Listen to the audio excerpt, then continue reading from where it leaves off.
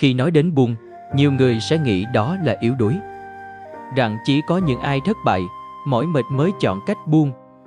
Nhưng trong ánh nhìn của Phật Pháp, buông là đỉnh cao của trí tuệ. Vì chỉ khi bạn thấy rõ sự thật của đời sống bạn mới biết điều gì nên giữ, điều gì cần buông. Và càng trưởng thành, bạn sẽ càng nhận ra, không phải càng nhiều là càng tốt, không phải giữ được là may mắn, mà là giữ được sự thanh thản trong tâm mới là điều quý giá nhất. Đôi khi, ta tưởng mình đang sống nhưng thực ra đang bị quá khứ dẫn dắt. Đôi khi, ta tưởng mình đang yêu thương nhưng thực ra đang ràng buộc. Đôi khi, ta tưởng mình đang cố gắng nhưng thực ra đang gồng gánh những điều không còn phù hợp với tâm hồn mình nữa. Vậy buông là gì? Tại sao Phật luôn dạy buông bỏ là con đường đưa đến giải thoát? Và liệu ta có thể học cách buông trong một thế giới đầy níu kéo và áp lực như hôm nay? Ngay sau đây, người khôn ngoan sẽ cùng bạn đi qua những tận sâu nhất trong triết lý buông bỏ của nhà Phật. Không phải để trốn chạy khỏi đời sống, mà để hiểu rồi sống tỉnh thức hơn, nhẹ nhàng hơn và thật hơn với chính mình. 1. Cuộc đời là vô thường, càng bám, càng khổ. Phật dạy, tất cả các pháp hữu vi đều vô thường. Có nghĩa là mọi thứ sinh ra đều sẽ thay đổi, biến chuyển và cuối cùng tan biến. Không có điều gì dù là con người, cảm xúc hay hoàn cảnh tồn tại mãi mãi như ta thường lầm tưởng. Nhưng chính vì không chấp nhận sự thật đó mà con người mới khổ. Ta khổ vì bám vào quá khứ nơi một người từng yêu ta, này đã rời đi.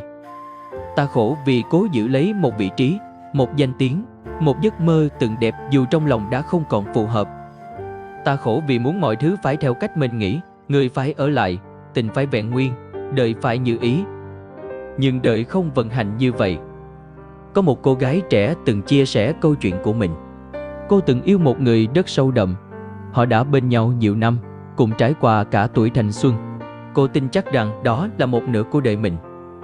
Thế rồi, đến một ngày, anh rời đi. Không lời trách, không lý do cụ thể. Cô như mất phương hướng. Bao năm sau đó, cô sống trong đau khổ, oán trách, dằn vặt mình vì đã không giữ được anh. Mãi đến khi cô ngồi trong một buổi thiền định, lặng lẽ nghe một vị sư già nói về vô thường, cô mới hiểu. Người ấy đến như một phần trong hành trình, không phải để ở lại mãi. Và nỗi đau thật sự không nằm ở việc mất anh mà nằm ở việc cô không chấp nhận sự mất đó.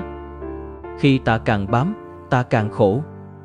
Như người đang trôi trên sông mà cố giữ một cành cây đã mục. Cành cây không cứu được ta, nó chỉ khiến ta chìm nhanh hơn. Người khôn ngoan là người biết nắm đúng lúc và cũng biết buông đúng thời điểm. Họ sống trọn vẹn với hiện tại, trân quý từng phút giây, nhưng không dính mắc. Bởi họ hiểu, cuộc đời giống như một dòng sông. Không thể níu giữ dòng nước đã chảy qua. Không thể bắt buộc nó phải chảy chậm lại vì cảm xúc của mình. Khi bạn học được cách nhìn cuộc đời bằng con mắt của vô thường, bạn sẽ bớt trách người, bớt oán đời và bớt tự hành hạ chính mình. Thay vào đó, bạn sẽ sống nhẹ hơn, bình thản hơn và bắt đầu thực sự hiện diện trong cuộc sống này. Nếu có một điều gì đó trong cuộc đời bạn từng rất muốn giữ nhưng rồi phải học cách buông. Nếu có một kỷ niệm, một con người, một mong muốn từng khiến bạn đau nhưng sau này lại giúp bạn trưởng thành hơn, hãy chia sẻ câu chuyện ấy trong phần bình luận dưới video này. Và nếu bạn thấy mình đang học cách sống nhẹ hơn mỗi ngày, hãy để lại một dòng: tôi đang học cách buông để sống thật với chính mình. Vì biết đâu, chính sự chân thành của bạn lại là điểm tựa cho một ai đó đang lặng lẽ tìm lối thoát giữa muôn vàn rối ren trong lòng. 2. Buông không có nghĩa là thờ ơ mà là hiểu sâu. Khi nghe đến hai chữ buông bỏ, nhiều người tưởng rằng đó là cách nói khác của buông xuôi, của thờ ơ, dửng dưng, hay một lối thoát hèn yếu khỏi cuộc sống. Thế nhưng trong ánh nhìn của Phật Pháp, buông không phải là quay lưng với đời mà là quay về với chính mình. Buông không phải là không quan tâm nữa. Buông không có nghĩa là bạn không còn yêu, không còn thương, không còn hy vọng. Buông là khi bạn đã hiểu đủ sâu để biết rằng có những điều càng giữ, càng khiến mình và người kia đau khổ hơn. Có một người phụ nữ trung niên từng nói rằng chị đã giữ một mối quan hệ suốt hơn 10 năm, dù đã biết cả hai không còn đồng điệu, dù mỗi lần trò chuyện đều là những lần cãi vã lặp lại. Chị từng nghĩ rằng buông là thất bại, là từ bỏ, là ích kỷ. Cho đến khi một ngày, Chị nhìn vào gương và không còn nhận ra chính mình, đôi mắt mệt mỏi, lòng kiệt quệ và một tâm hồn đầy tổn thương. Chính trong khoảnh khắc đó, chị nhận ra, buông không phải vì ghét mà là vì đã hiểu sâu. Hiểu rằng yêu không phải là cố níu mà là để nhau được sống thật với bản thân mình. Hiểu rằng nỗ lực không đúng nơi, chỉ biến thương yêu thành ràng buộc. Chúng ta không thể điều khiển ai ở lại, không thể buộc ai đó thay đổi theo kỳ vọng của mình, và cũng không thể gồng gánh cả một mối quan hệ chỉ bằng lòng tốt đơn phương. Nhưng ta có thể thay đổi cách mình nhìn nhận mọi thứ. Buông là chấp nhận rằng mọi chuyện đều vận hành theo luật nhân duyên. Có hợp, có tan, có đến, có đi. Và điều quan trọng là tâm ta có đủ rộng để không oán, không giận, không tiếc nuối. Người khôn ngoan không trốn chạy khỏi thực tại. Họ dám nhìn, dám hiểu và dám đặt xuống. Không phải vì lạnh lùng mà vì lòng đã đủ chín để chọn sự an nhiên. Vì buông không phải là mất đi, mà là dọn sạch không gian trong tim để đón điều đúng hơn, sáng hơn và lành hơn bước vào. 3. Mỗi khổ đau đều là một lời nhắc để ta học cách buông. Không ai sinh ra và mong mình sẽ khổ. Không ai bước vào một mối quan hệ với hy vọng một ngày phải tan vỡ. Không ai theo đuổi một ước mơ chỉ để rồi nhìn nó vụn vỡ trong tay. Thế nhưng, khổ đau là một phần không thể tách rời của kiếp người. Ngay cả Đức Phật trước khi trở thành bậc giác ngộ cũng từng là một con người với đầy đủ những giằng xé, hoang mang, lạc lối. Ngài không ngồi dưới cội bồ đề và tỉnh thức trong một sớm một chiều. Ngài từng từ bỏ hoàng cung, từng nếm trải đói khát, từng tuyệt vọng, từng thử mọi cách để tìm lối thoát. Và chỉ khi Ngài ngồi lại với chính nỗi khổ trong mình, không trốn chạy, không dằn vặt thì ánh sáng của trí tuệ mới bắt đầu hé mở. Còn ta thì sao? Ta cũng có những khổ riêng, đôi khi rất nhỏ, đôi khi chạm tận đáy lòng. Ta đau vì bị phản bội. Ta giận vì người ta yêu lại làm ta tổn thương. Ta thất vọng vì cố gắng nhiều mà chẳng được công nhận. Và rồi ta bám lấy những vết thương đó như một phần của danh tính. Vì tôi từng bị bỏ rơi. Vì tôi từng thất bại. Vì tôi đã từng bị tổn thương. Ta tự nhốt mình trong khổ đau vì không biết cách buông. Có một người đàn ông từng chia sẻ, anh bị sa thải khỏi công việc sau 10 năm cống hiến. Ban đầu, anh dằn vặt bản thân, mình chưa đủ giỏi à, tại sao họ đối xử với mình như thế? Anh ôm theo cơn giận ấy nhiều tháng, cho đến khi sức khỏe anh suy sụp, tâm trí nặng nề. Cho đến một ngày, khi đọc được câu Phật ngôn, chuyện gì xảy ra cũng mang một bài học đi cùng. Anh mới tự hỏi lại, vậy chuyện này đến để dạy mình điều gì? Chính từ khoảnh khắc ấy, anh bắt đầu hành trình mới làm công việc anh thực sự yêu thích, mở lòng học lại từ đầu, và cuối cùng tìm được một phiên bản chính mình mà trước đó anh chưa từng nghĩ đến. Khi ta đổi câu hỏi, ta đổi cả cuộc đời. Khổ đau không phải để làm ta gục ngã. Khổ đau là chiếc gương để ta thấy điều gì trong mình chưa được chữa lành. Và buông không có nghĩa là lãng quên, mà là chấp nhận rằng nỗi đau ấy đã đến, đã dạy ta một điều gì đó, và giờ đây, ta có thể đặt nó xuống.